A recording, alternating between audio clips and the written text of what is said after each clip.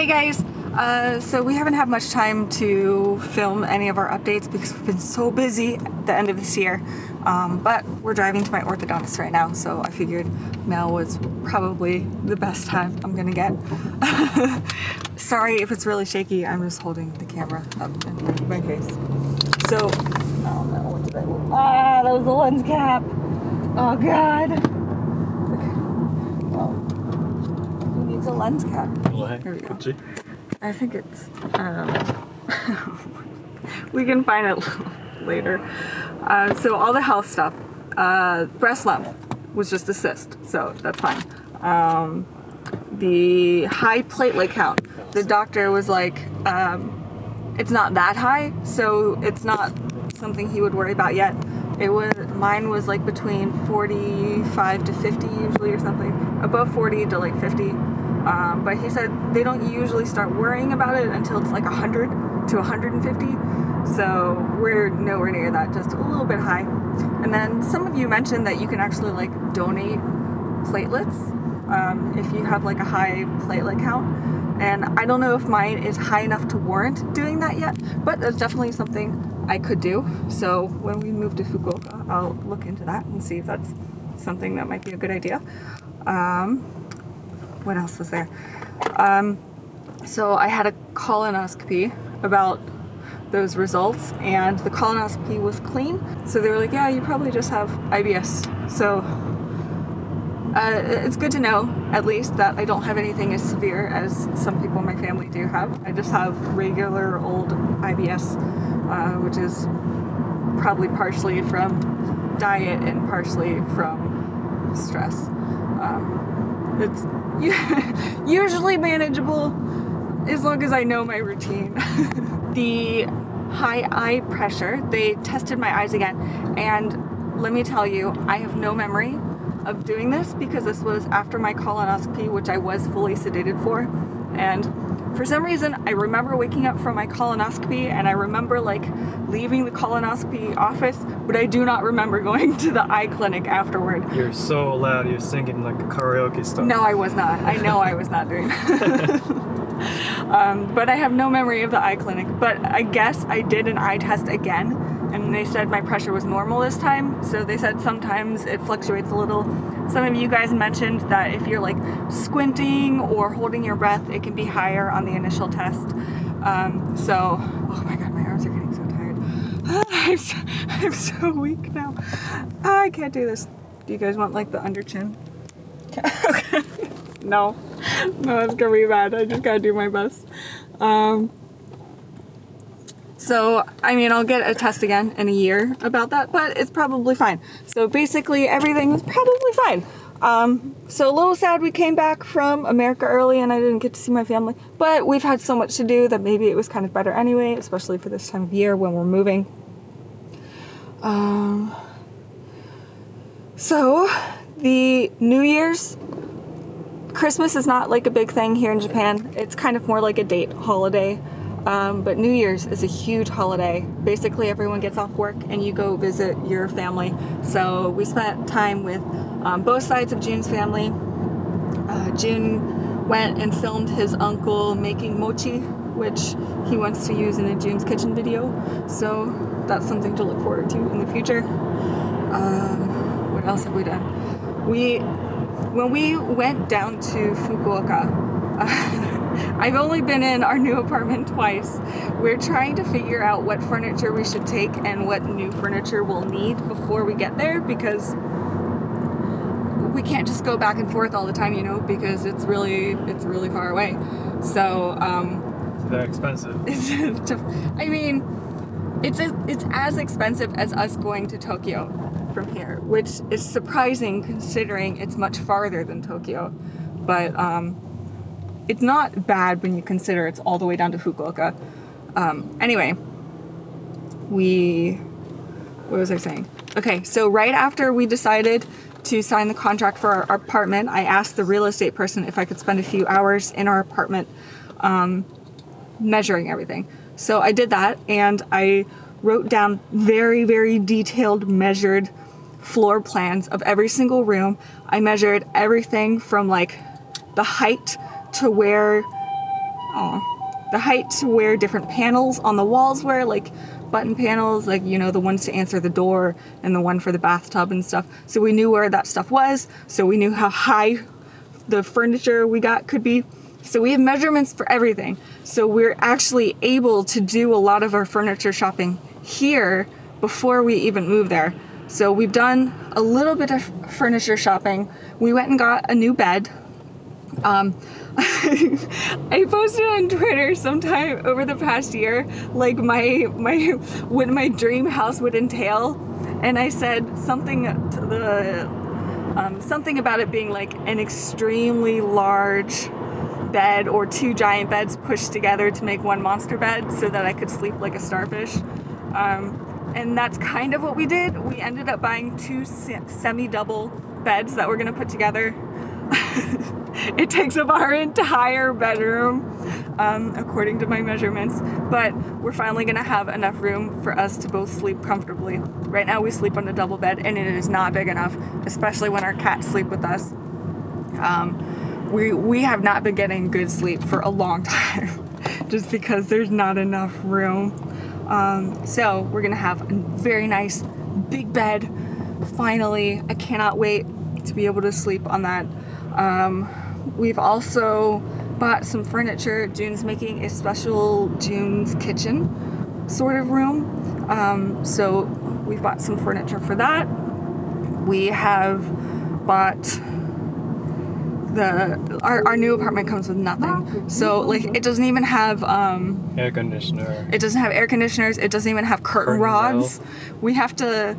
I did not measure the inside of the window sills though, which is one thing I need to do, because there's some curtains you can get that like go inside the window sills and stuff. Anyway, so we need everything. But it's been very fun. I really, really enjoy shopping for furniture.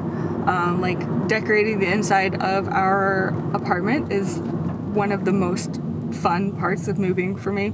So with all the stress of moving, that's one of the things that has been really enjoyable for us, is doing all of the shopping.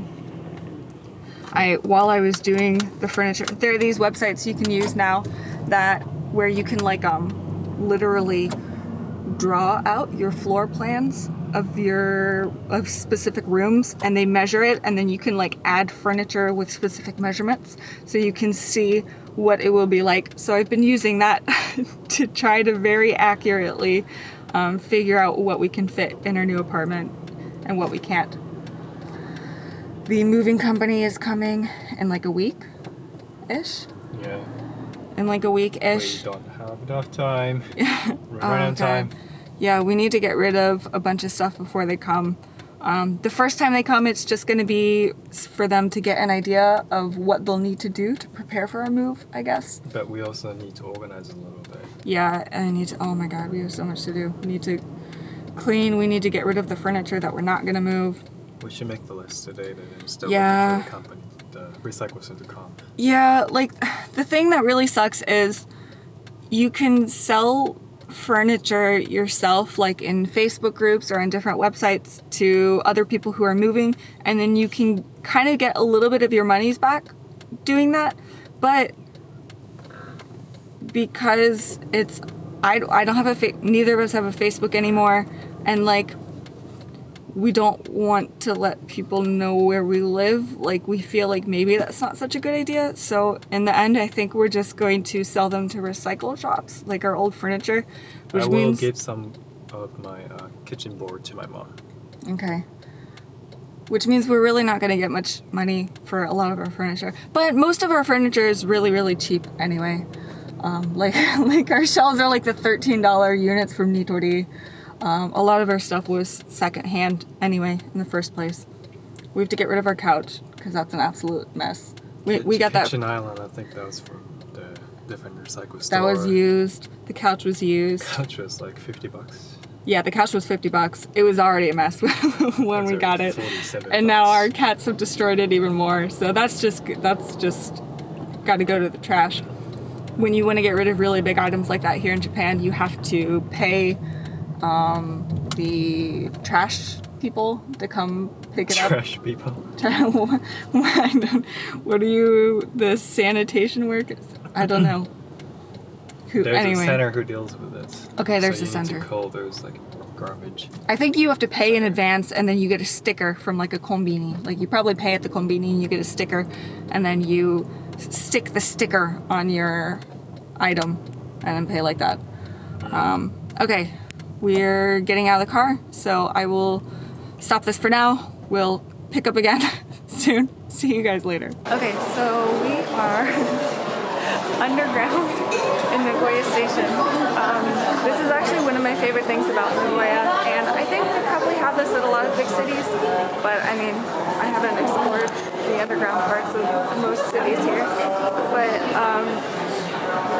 they're like sprawling out from the main train subway stations. At a lot of big cities, there are underground tunnels that connect large parts of the city, so you can just continue walking underground for like 20 minutes to get around like within blocks of the station. So we're walking probably for about 10 to 15 minutes underground to get to a cafe, which is cool because we don't have to go outside in the cold weather. If it was raining, we could just stand around the whole time. It's pretty neat. Yeah. Jun said he's lost. I'm not 100% sure this is the correct way, but we'll just see. That you don't get good like GPS on your phone down here, so you kind of just have to have a visualization. You kind of have to just be able to visualize the map in your mind and then know, like, you know, I need to go southeast from here, so let's go south on this road and then turn east at this point. And usually we get there. I don't usually have problems. But I guess you could get lost pretty easily down here if you don't know where you're going or what exit you need to get off at. You can also just randomly come across restaurants and like Starbucks in the middle of these random tunnels. I love it. Here's a painting store, money exchange. There's a pharmacy down here somewhere. It's just so cool. I don't know. I really like the idea of this whole hidden city underground a city. Like above us, there are these skyscrapers everywhere. And then down here, it's just, here's a bread store. It's usually not this busy, but we're here on a weekend for once. And it's still like around the new year. This reminds me of why we don't actually want to live in the city. It's not too bad here, but there are a lot of places you get stuck behind crowds and people walk so slowly. And I'm like a really fast walker, so I do not have fun getting stuck behind slow walkers. Okay. There's so many directions. I think we go here and then turn left right here. Okay, I'm pretty sure it's up this way. We'll see. Spiral Towers, that's where we're going.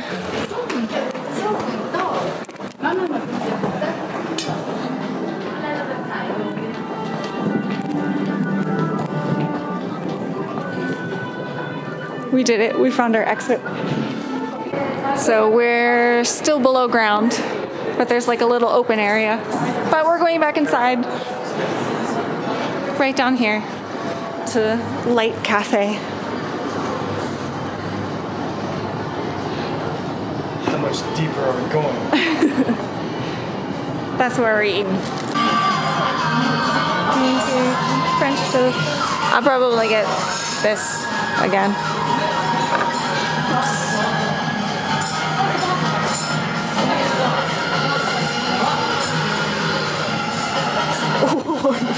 Oh my god, these look so good. I think that's gonna be way too much sugar for me though.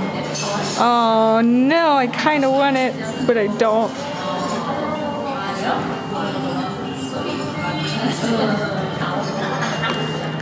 Oh my gosh. Okay, I need time to think.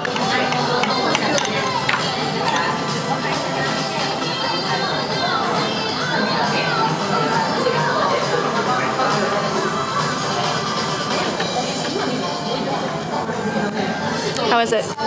This is good. Yeah, it's good. Oh shoot. I still don't have my coffee. It just came. Yum. ごちそうさまでした. So now that I have Invisalign, it's supposed to be on your teeth for 22 hours a day, which is a long time. So if we go out and we're gonna eat outside the house, I have to bring like a whole kit for. No, Bookie. I have to bring a whole kit for like taking out and putting my braces back in. So I have like a portable electronic toothbrush. This is a portable toothpaste with fluoride in it. You actually have to, in Japan, specifically look for toothpaste that has fluoride if you want fluoride, because they don't put it in everything and they don't put it in tap water. So especially with Invisalign, it makes your teeth dry and you can't get much saliva to it. So it's really important to use a lot of fluoride to try to prevent cavities, because you can get cavities really easily. This is fluoride gel, which I put inside my Invisalign braces every single time before I put them back in my mouth. So this is my case. And then when I put new trays in, I have this to bite down on to make sure that it like connects all the way to my teeth, because the new trays will obviously be a slightly different position than my teeth are already in, so you kind of have to force it in there. I use this to get the rubber bands off and to get the braces out of my teeth, or to get the braces off of my teeth, because if I use my nails, it'll break my nails. So I have like a scary tool that we bought. I took this down to Fukuoka, and like taking it through security was a problem. She told me not to do it again, but she let me keep it. So at least I still have this. And then I have rubber bands and a thing of floss picks. These are my old trays. I don't need them anymore, but they changed my new trays at the dentist. And then this in here is just because when you do all this stuff in public bathrooms, they all get wet, and putting it back in the case makes the case wet. So this absorbs the water so that everything isn't soaking. At least it all fits nice and neatly in this little like pencil pouch sort of thing. Also, while I was at the orthodontist today, I took a video of, there's like a simulation of where my teeth start out and where they will end up at the very end. So I'm gonna show you that because it's the coolest thing ever. So these my teeth. They did this weird scan thing in my mouth that made a 3D, he called it simulation of my teeth, and then it shows how my teeth will change every single week that I do Invisalign. I'm supposed to do this for something like 76 weeks. It's about a year and a half. But honestly, I was like so blown away when I saw this. I knew about some of the issues with my teeth, but I didn't know that they needed to like change this much. So it was really surprising to me to see all of this, but it's so cool watching this. This is my motivation. I asked if I could record it because I need it for motivation, because Invisalign is such a hassle to deal with. Like every single time you want to eat, you have to take out your Invisalign and you have to brush them clean with water.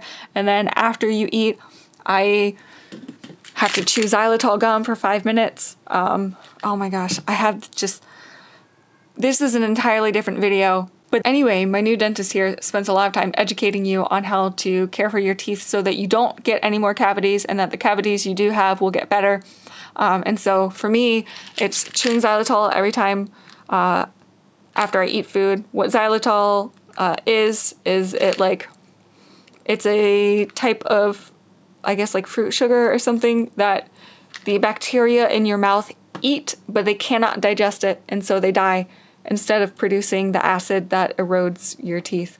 So I chew on this every single time I eat something, and then I have to brush my teeth and floss my teeth and then put that fluoride paste inside my trays and then put the trays back inside my mouth with rubber bands. And it's just a hassle every single time. So I don't like taking my braces on and off. So that's why I asked for this video, so I can constantly see the end result and then just imagine how great it's going to be at the end so that I don't, you know, get annoyed with this process or start slacking at some point throughout it. So far, so good. I'm on like week 9, I think already. Yeah, I think it's already week 9, which is pretty great. And I've been doing A+, no slacking so far. But yeah, I just thought that was super, super cool. I love this video.